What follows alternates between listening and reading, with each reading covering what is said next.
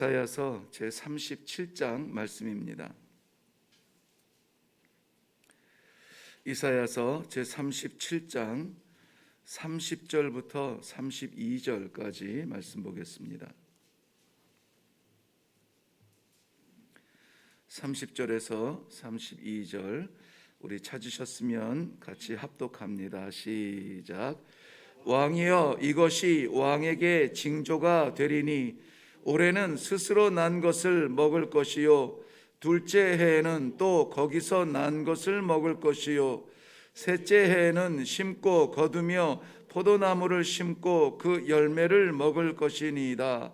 유다 족속 중에 피하여 남은 자는 다시 아래로 뿌리를 받고 위로 열매를 맺으리니 이는 남은 자가 예루살렘에서 나오며 피하는 자가 시온산에서 나올 것임이라. 만군의 여호와의 열심히 이를 이루시리라. 아멘. 아멘. 마지막 절 끝에 보면 만군의 여호와의 열심히 이를 이루시리이다 하고 약속해 주고 계십니다. 오늘 우리 이 아침에 여호와의 열심에 대하여서 한번 묵상해 보기를 원합니다. 이사야서 37장의 내용은 너무나 우리 잘 아는 말씀이고요. 절수는 길지만 내용은 간단한 내용들입니다. 먼저 지금 이 이사야서 37장에 기록되어지는 그러한 배경을 보면은 3절 말씀 한번 가볼게요. 3절 말씀 보면 히스기야가 얼마나 가슴 아프고 애타게 지금 안타까운 상황에 있는지 그 주변에 있는 히스기야의 왕국 맡은 자들, 서기관, 또 제사장 이런 주변에 있는 사람들이 이사야에게 와서 이렇게 말을 합니다. 히스기야 왕의 그 심정이 이렇게 고백하고 있어요. 오늘은 환난과 책벌과 능욕의 날이라. 아이를 낳으려 하나 해산할 힘이 없도다. 오늘은 능욕과 책벌과 환난의 날이다라고 말을 하고 있습니다. 이 새벽에 우리 함께 말씀을 나누면서 이미 익히 와 닿을 줄로 압니다만은 이 삼중적 고백은 정말 바닥 중에 바닥을 이야기하는 것 같아요. 아무리 둘러보아도 소망의 빛이 보이지 않는 그런 깨어진 심령을 이야기하고 있습니다. 환난 중에 환난이요, 책벌 중에 책벌이요, 능욕 중에 능욕이라. 마치 아이를 뵌 임산부가 이제 출산할 때가 되었는데 아이를 출산할 힘조차 없습니다. 힘조차 없습니다. 그러면 어떻게 됩니까? 산모도 죽고 아이도 죽고 우리 다 끝장입니다 라는 심정으로 지금 이 형편이 다 보여주고 있다는 것입니다. 근데 왜 그런 일이 벌어졌습니까? 원인이 뭡니까? 거기에 보면은 히스기야 생각에 이렇게 고백하고 있어요. 4절 말씀 보면 4절 말씀 당신의 하나님 여호와께서 랍사게의 말을 들으셨을 것이라. 그가 그의 상전 아수르 왕의 보냄을 받고 살아계시는 하나님을 회방하였은즉, 하나님께서 가지고 계신 계획이 있는데 그것을 지금 랍사게라고 하는 이 군대를 몰고 온 능력과 힘이 여호와 하나님을 회방하고 있다. 회방하고 있다. 오늘 이 회방한다라는 말이 참 몇 번 나오는데요. 17절 말씀에도 건너가 보면은 그 중간의 내용들은 회방의 내용입니다. 17절 말씀 보면은 여호와여 귀를 기울여 들으시옵소서, 여호와여 눈을 뜨고 보시옵소서. 사네립이 사람을 보내어 살아계시는 하나님을 회방한 모든 말을 들으시옵소서.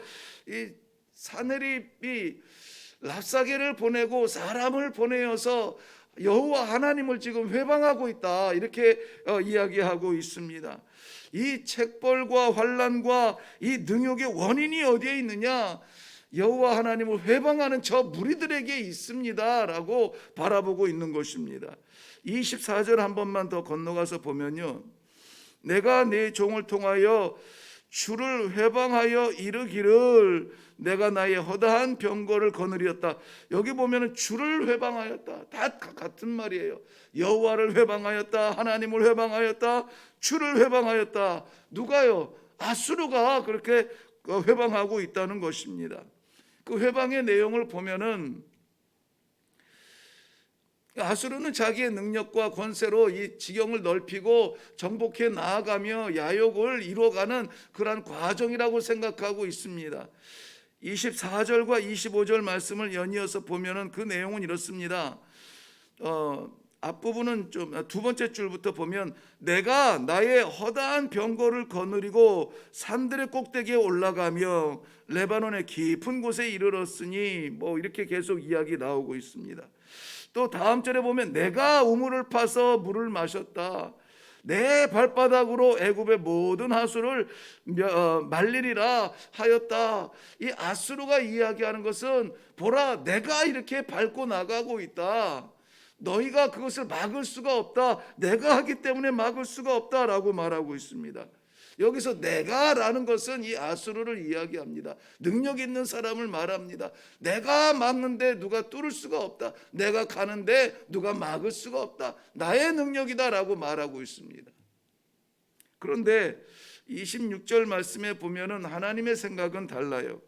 하나님의 생각은 26절에 내가 어찌하여 듣지 못하였느냐. 이 일들은 내가 태초부터 행한 바요 상고부터 정한 바로서 이제 내가 이루어 내 견고한 성읍들을 헐어 돌무더기가 되게 하였노라 라고 말합니다.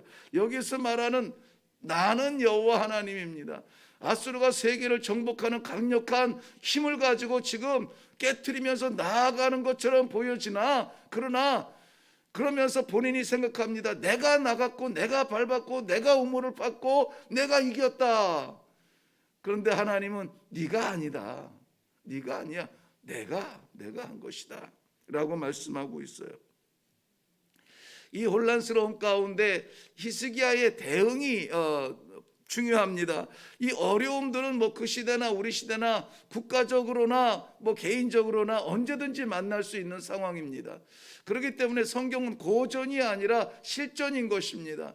우리가 언제든지 만날 수 있는 그러한 상황들이죠. 마치 세상에 거스를 수 없는 힘이 우리에게 몰려온다 할지라도 거부할 수 없는 이런 질병의 세계 속에 뭐 우리 나라들이 무너져가는 이때입니다.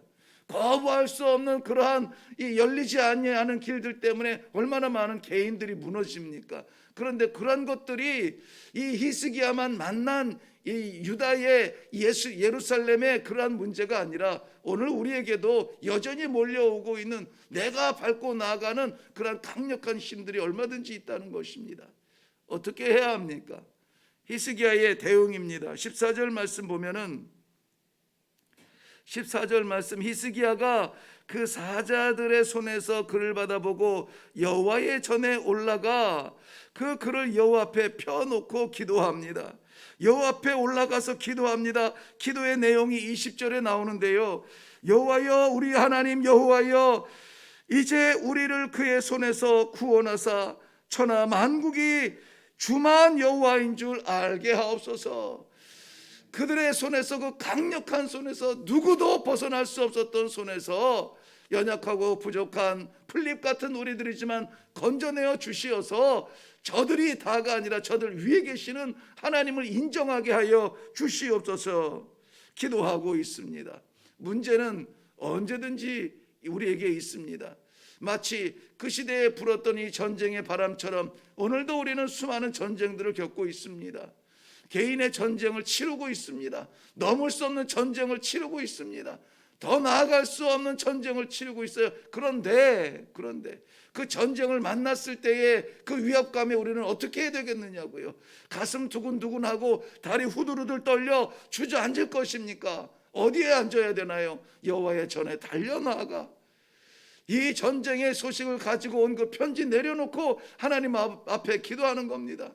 아버지 여호와여 이 전쟁을 주도하시는 여호와여 승리케 하사 저들로 하여금 세상으로 하여금 주는 살아계신 하나님이라는 것을 믿게 하여 주옵소서. 기도하고 있습니다. 하나님께서는 기도하는 주의 종들의 귀를 닫지 않으세요. 하나님께서 응답하여 주시는 것이 바로 오늘 본문입니다. 오늘 본문은 오늘은 너희가 스스로 난 것을 먹고 내년에는 또 거기서 난 것을 먹으며 셋째 해에는 심고 거두며 포도나무를 심고 그 열매를 먹을 것이라 말씀하고 있습니다. 계속해서 반복되고 있는 것이 뭐라고요? 먹을 것이다, 먹을 것이다, 먹을 것이다. 먹는다는 말은 생존의 의미를 말하는데요, 어디에서 생존하냐면은 지금 눈앞에 보는 그 나무, 열매 있는 그 과실나무예요. 그 포도나무입니다. 너가 지금 보고 있는 것, 그것을 지금 먹을 거야. 내년에도 또 그것을 먹을 거야. 제3년에는 오히려 그것을 농사짓고 파종하고 심어서 그렇게 해서 거두어서 먹을 것이다. 네가 존재할 것이라는 겁니다. 죽을 것 같은데 죽지 않아요. 망할 것 같은데 망하지 않습니다. 이거 없으면은 정말 나라는 존재가 잊혀질 것 같은데 아닙니다. 잊혀지지 않아요.